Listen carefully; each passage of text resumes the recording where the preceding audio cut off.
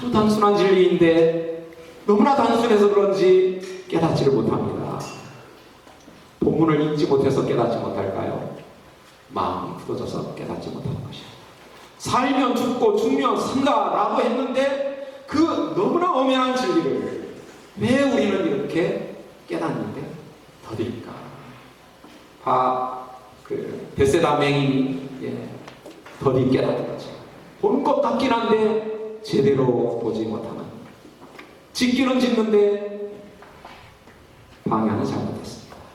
하늘에 지어야 될 것을 땅에 짓고 있습니다. 하늘에 쌓아야 되는데 땅에 쌓고 있습니다.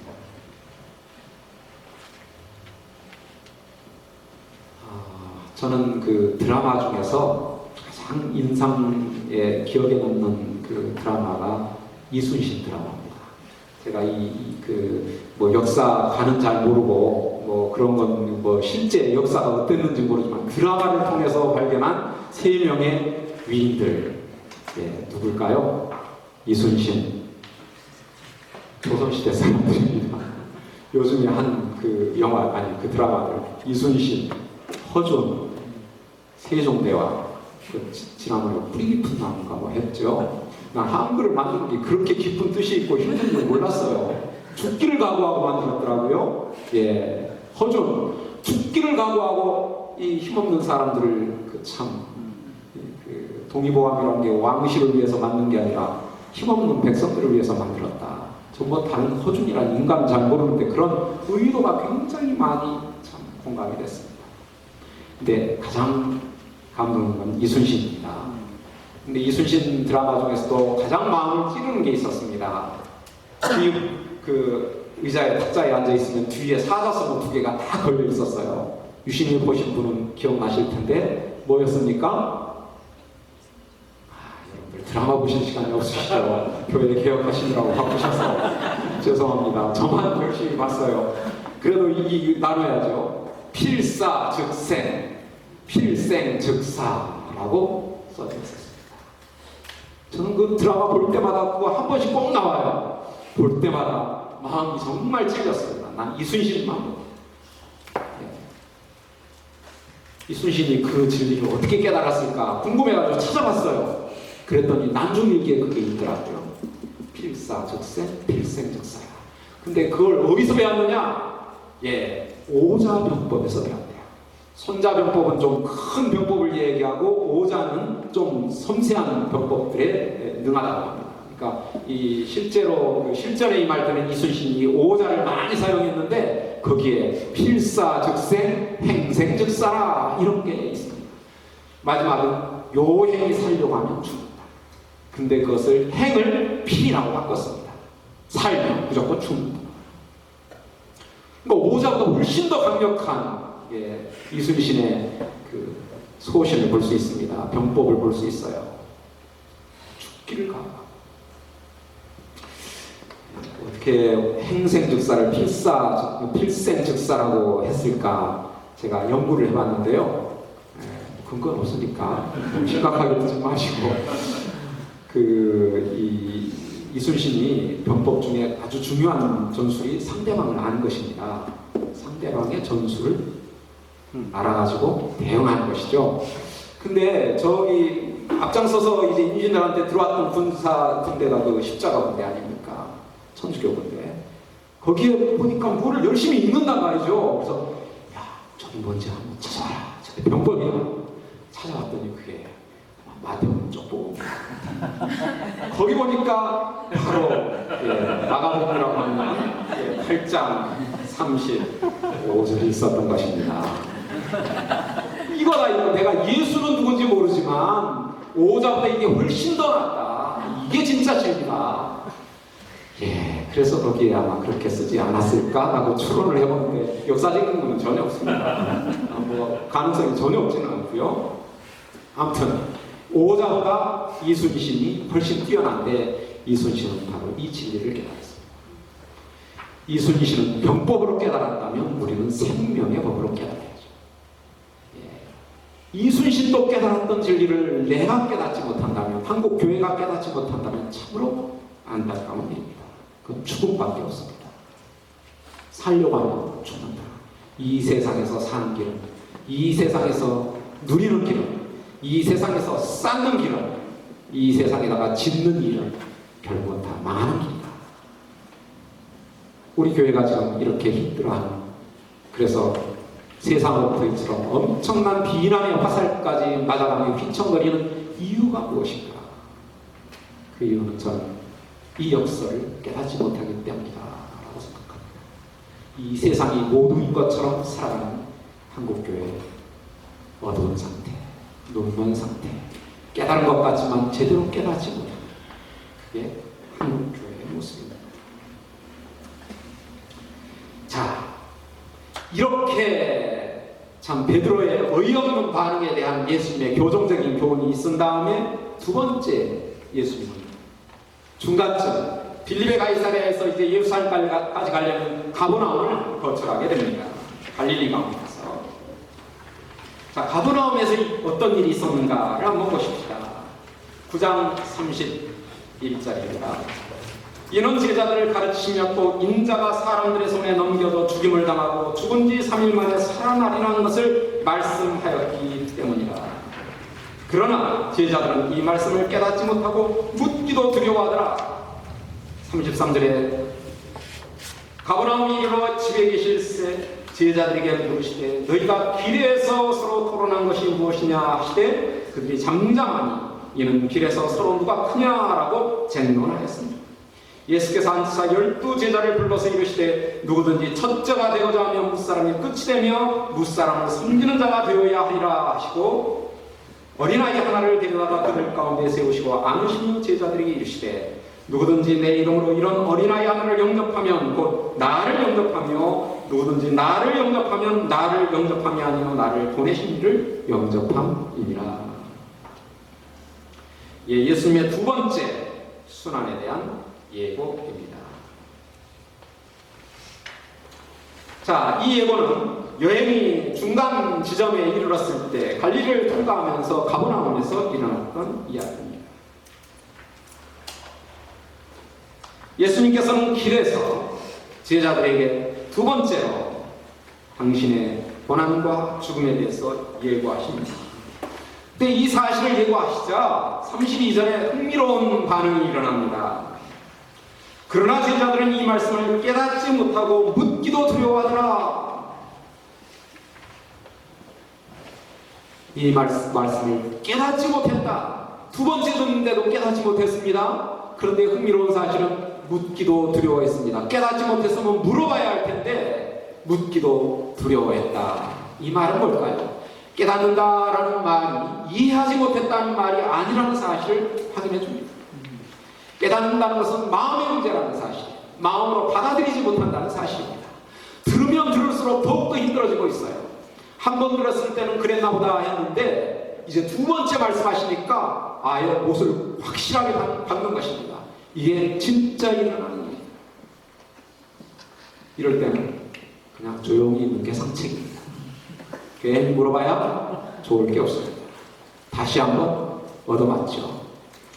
실은 우리가 요즘에 건강검진 제도가 있어가지고 1차 검진 받았는데 뭐가 어느 부분이 좀 문제가 있으니까 정밀검사를 받아보십시오. 쪽지를 한번 받아보신 분들은 제 아내가 그런 쪽지를 받았거든요.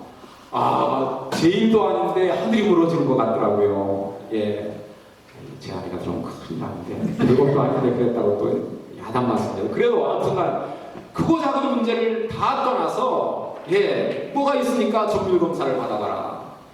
정밀검사를 받았고요. 그 다음에 이제 제 아내, 제가 3년 제 아내하고 병원 가고 그런 체질이 아닌데 그날 손 딱 잡고 기다리고 있다가 그 다음에 의사 선생님 같이 들어가서 초음파 찍은 거, 그 다음에 뭐죠? MRI 찍은 거 이렇게 딱 두 개를 놓고 보는데 가슴이 두근두근두근. 그 불려 들어가는 게 정말 무섭더라고요. 의사한테 그 말을 듣는 게. 그쵸? 이 제자들이 아마 그런 심정이었던 것 같아요.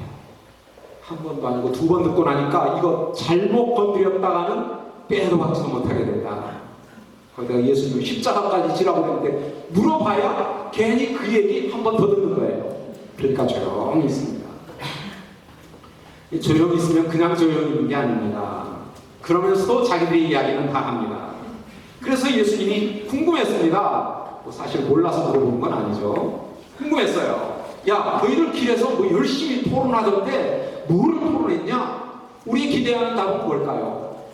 이런 것 아니겠어요? 야, 예수님이 이거 두 번째 말씀하셨다. 왜 말씀하셨을까? 정말 그럼 예수님이 죽는다는 얘기야? 그럼 예수님 죽으면 우리가 어떻게 하지? 우리도 같이 죽으라고 했는데 우리는 어떻게 그럼 죽어? 이런 거 가지고 서로 토론해야 되지 않겠습니까? 적어도 예수님 12제자. 저는 그렇게 생각합니다. 저라면 그랬겠어요. 느낌상. 느낌상. 여기서 보는 그 시청자들이 얼마나 안타까운 막 그 마음이 느껴져야 됩니다. 여러분들 보면 막 TV 드라마에 이 주인공이 막 저기 가면 죽는데 가고 있으면 막 가슴 푹 뚫어주고 싶잖아요. 가지마 큰일 나. 그 사람 만나면 속는 거야. 그거 거짓말이야. 아는데도 그냥 가가지고 살해. 이 얘기도 결론은 다 알아. 우리가 그렇게 이제 끝까지 손해 보지 않을까라는 거는 그래도 그 순간 얼마나 마음이 안타깝습니까?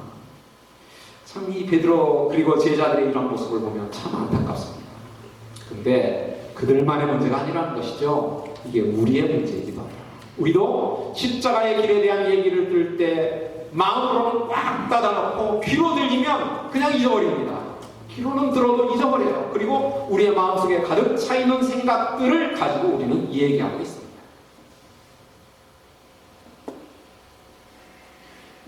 제가 그 교회 개혁연대에서 이런 얘기하면 뭐 사실은 안 되죠. 예의상. 그래도 우리의 모습 개혁연대라고 모여있다 해서 여기서 개혁이 저절로 일어나는 거 아니죠.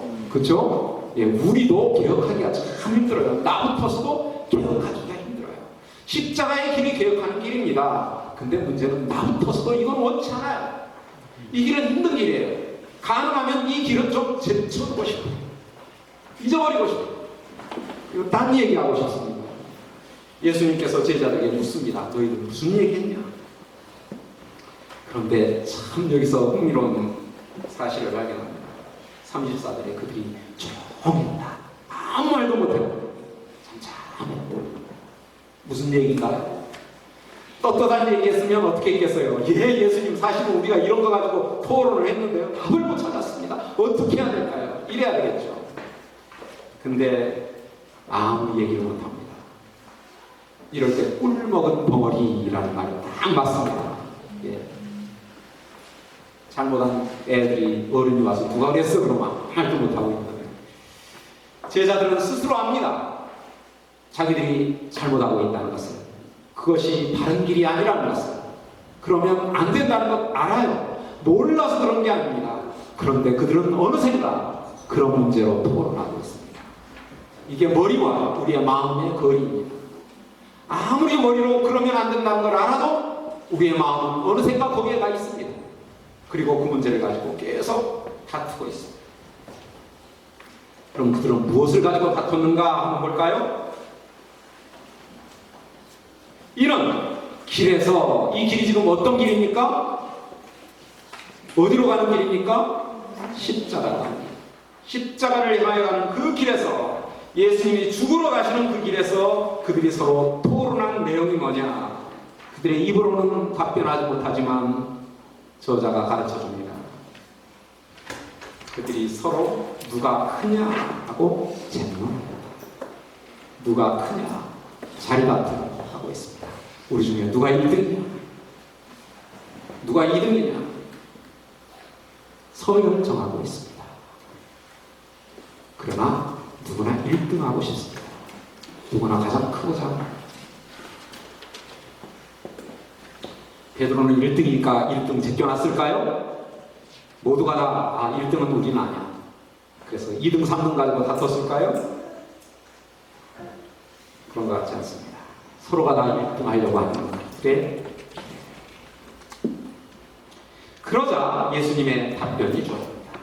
예수께서 앉으사 12제자들을 불러 이르시되 누구든지 첫째가 되고자 하면 무사람의 끝이 되라. 또 하나의 역설입니다. 누구든지 진정으로 첫째가 되고자 하면 이 세상에서는 무사람의 꼴찌가 되라. 꼴찌의 원리입니다. 첫째와 꼴찌의 역설. 사회가 1등해라 1등해라 라고 하면 이해가 됩니다. 그게 세상이 돌아가는 원리니까요. 문제는 뭡니까? 교회 안에서조차도 누가 1등이냐 가지고 서로 다투고 있습니다. 경쟁하고 있습니다. 그래서 어떤 교회가 더 크냐? 교회 건물 크게 지어놓으면 그거 얼마 들었대느냐? 그럼 우리는 그거보다 조금 더 많이 투자해가지고 지어야지. 평수라도 좀 늘려야지. 이런 식의 경쟁. 제가 한 섬에 갔는데요. 구체적으로 얘기하면 좀 그렇죠. 섬에 갔는데 그 섬에서 교회 건물 짓는 붐이 일어났더라고요. 붐이 일어났는데 있는 돈 가지고 지으면 누가 뭐합니까? 그냥 빚을 내가지고들 짓는데 여기서 얼마짜리 지고 그 다음 여기서 얼마짜리. 그래도 은행이 교회가 큰 고객이에요. 예. 그리고 성도들은 헌금하면 열심히 은행에 갖다가 바치는 거예요. 예. 돈이 주인이 됐습니다. 건물 누가 더 크냐? 누가 더 좋으냐? 크기 경쟁하고 있습니다. 누가 더 크냐? 누가 1등이냐? 어제 제가 다니는 교회에 유아세가 있었는데 그 부모가 이 아이에게 주는 편지를 읽으라고 해서 읽더라고요. 근데 그 부모가 이런 얘기를 하더라고요. 내가 그리스도의 마음으로 너를 키워야 되는데 나는 내가 1등이 되기를 기대하지는 않는다. 네. 다른 거 다 차치하고 1등이 되기를 기대하지는 않는다. 이것만 우리가 잘 깨달아도 교회가 우리 그리스도인들이 복음에 훨씬 더 근접할 수 있고 1등의 병으로부터의 해방. 점중에 우리 안에 있지 않습니까? 어쩐지 1등하면 막 뿌듯해지고 그 회사도 좀 큰 회사 들어가면 막 힘이 나고 거기에서도 막 높은 자리에 올라가면 갈수록 어깨에 더 힘이 들어가고 여러분들 안 그래요? 연봉이 좀 많으면 신학교에도 연봉 차이가 굉장히 많습니다. 예, 우리 학교는 그냥 하층에 속하니까 이제 제가 자유롭게 얘기하는데 이 학교들도 연봉이 1억이 넘어가고 그러면 딱 어깨에 힘이 벌써 들어가는 것 같아요. 그런 것은 아니겠지만 제가 느끼기에 그래요. 제가 느끼기에. 그러면 안 되죠. 예, 이런 것들이 서열로 전진합니다. 1등이 되고자 하면 꼴찌의 왕국이 되어야 한다. 누구나 꼴찌가 되어야 한다. 그러니까 참 이제 서로들 집에 가가지고 또 시험 볼 때 꼴찌해라. 꼴찌하라고 이제 막 격려하는 그런 붐이 일어날까봐 굉장히 제가 염려가 되네요. 그렇게라도 하면 참 좋겠어요. 그 정도로라도 좀 이 말씀을 심각하게 생각하고 애들한테 야 너 꼴찌해 이렇게 말하면 얼마나